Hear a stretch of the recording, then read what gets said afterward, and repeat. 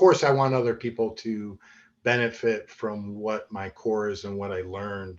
Of course, I want everybody to get something positive out of anything I say or do. Mhm. Um, Yeah, I absolutely didn't write that book for me. I yeah, don't, I didn't want to do it. I had to do it. It Right. wasn't, It just comes out. And I yeah, think it wasn't fun. There, nothing about it was good for me. you do start with a skeleton. And Forrest, we talked about this before. As time goes on, and the more that you release and the more you get out, the more things start coming up Mhm. and coming back and popping in your memory, because you're able to release and let go of so much that more comes up, and then you start remembering things, and that can last for years.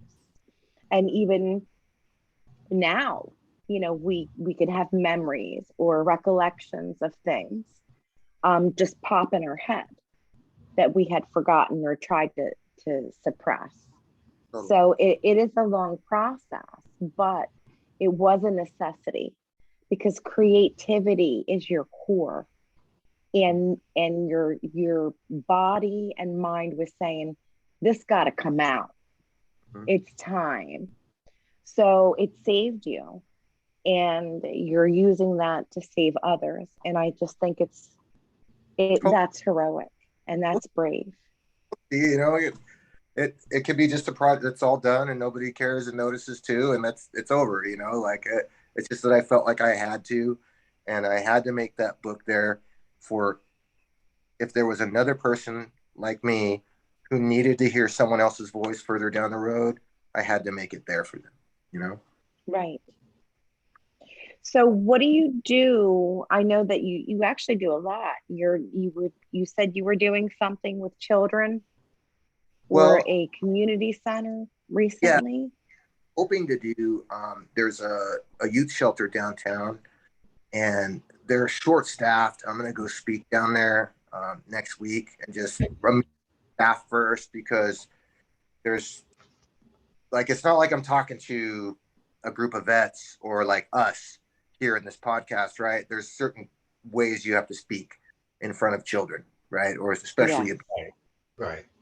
uh, so I'm going to go meet with the staff, and then I'll be able to go and talk to the kids, maybe have like a Q&A. And when I say kids, a lot of them are probably in their 20s, because here in California, we take we're starting to take care of them until they're like 22 years old, the foster kids and the throwaways, right? Which is Hmm. incredible. What are you going to do with Why?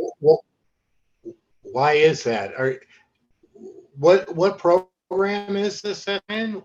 Why the Uh, age? Why the age change? Why upping the age? Was it upping the age, or I don't understand that? yeah, it is up in the age from 18 to 22 to be in foster care. Because imagine if you grew up and you turned 18 and you barely had shit, right? Like you owned a couple sets of clothes and you had no savings and no grandpa, no grandma, no whatever. And they're like, okay, bye, Yeah, year old, see you right. later. Goodbye. Like, what are you going to do? Well, Wow. it happened. I mean, I'm glad to see that it's changing, but Yeah. that's been Yeah. that's been a long-standing policy, right? Yeah. Well, I hope maybe New York and Florida are reaching that too. California seems to be pretty progressive with social programs, and I Yeah, definitely for that, but it still doesn't, it's still squalor, man. Like right. foster kids deserve a car on their 16th birthday. They deserve Like like, now, what? What did you? yeah, What dude. did you Like, just? why not? We're the fucking richest country in on the world. Why wouldn't we care of our throwaway kids? They can get jobs. They can do a lot with a vehicle. Yeah, And, I think that's a Did you great say idea. age 16? yeah. Why not? Well, yeah, I agree. We got a fucking shitload ton of money, but where do you draw the line on that? I'm not arguing against it. I'm just, Yeah. it's like What that what? How opens up a whole fucking Pandora's box, I would about think. middle class? And how about if we realize that kids won't run away from a family in poverty if they're loved? You know what I mean? You couldn't Yeah. give some like kid who loves their mom and dad like $1 million to run away from them. You know, like Hmm. I, Right. And he could help the family. Yeah. Mm-hmm. We raise them in poverty, they will stay in poverty. If we raise them to be prisoners, guess what they're going to become? Prisoners. You know what I That's very mean? good. Mm. Good enough. That's They're an going to be. excellent point. They deserve at least what we got in the service, man. For real. This might be something interesting for you to start, maybe an organization for that. Yeah. Do you We'll think see. about that? Yeah. Well, the next thing I want to do is I want to open my shop. I'm opening up a kava bar. So kava is a tea that comes from the South Pacific that's similar to coffee, but it makes you more relaxed as opposed to more hyper, right? Right. Very mild, but enough of something you can feel something. You have a couple kavas, right?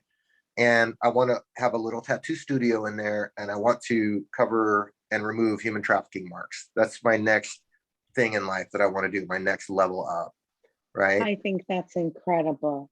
And Really.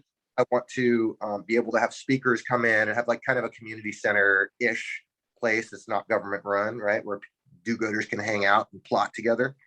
And eventually I want to have laser removal installed. That's expensive.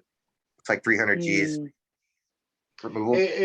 Forrest, very relevant to the times, at least in the public eye. But what are human trafficking marks like? What do they look like? Is it specific? How do you know? They look like a pimp's name on a low back of some woman in a shelter. Like a tramp stamp? Where do they Call typically put them? Lower back, you said? Low back, side, somewhere. It's usually the pimp's name for our culture. Our culture of trafficking is very in your face. Not what people in the more extremist communities online like to say. There's some secretive, underground railroad. No, it's happening right here on El Cajon Boulevard. Right in front of our face. I have firsthand experience. I have firsthand experience with this, but fortunately or unfortunately, but what are the tattoos that go across the whole front of the chest? Is that indicative of a trafficking or anything? I mean, I don't want to label anybody or anything. I overlook them. I've seen all types of tattoos on women's bodies for sure. Language, but that girl knows that that's her pimp's name, and she knows that she put that to another pimp and like, look, I'm this dude's. Right. And so we remove that for them once they're in treatment with Free to Thrive for a couple years, and I already do that stuff and I enjoy doing that. Like It's awesome. I like being that space, and in a world. Now this sounds crazy, but it's not.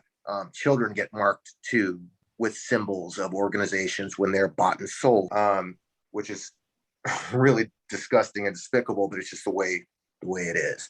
So I would like to be able to work with a doctor to remove those marks from children too. At some point in my career. Wonderful.